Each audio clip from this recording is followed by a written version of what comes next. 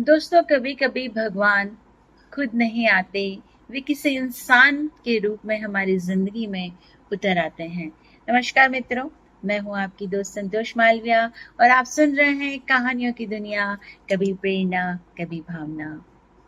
और आज की ये कहानी एक ऐसे इंसान की है जिसने बिना कुछ कहे किसी के लिए भगवान बनकर दिखा दिया।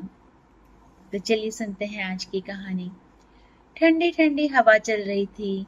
सड़क के किनारे एक छोटा सा लड़का, लगभग 10 साल का, नंगे पैर खड़ा था और एक जूते की दुकान की खिड़की के अंदर झांक रहा था। उसकी आंखों में एक अजीब सी चमक थी, लेकिन शरीर ठंड से कांप रहा था। तभी वहां से गुजर रही एक महिला ने उसे देखा। वो उसके पास आई और प्यार से बोली, बेटा, क्या देख रहे हो इतनी देर से?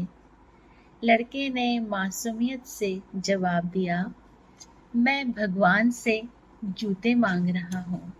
उसकी यह बात सुनकर महिला कुछ पल के लिए चुप रह गई।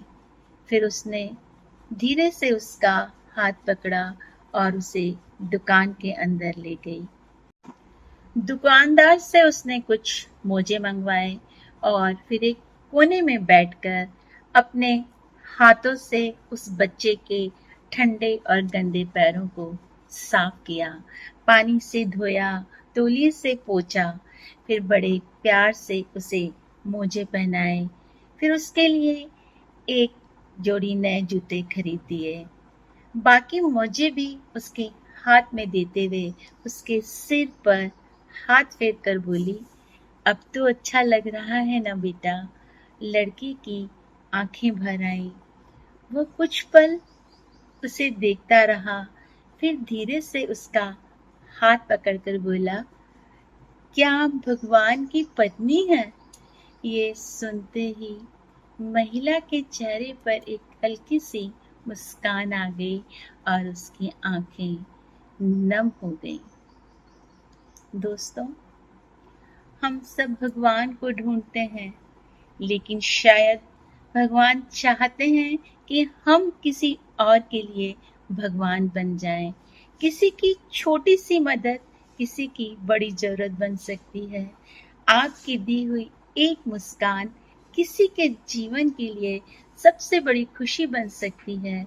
और याद रखिए, जब आप किसी की मदद करते हैं तो आपको सिर्फ धन्यवाद नहीं, बल्कि दिल से निकली हुई अनगिनत दुआएं मिलती हैं।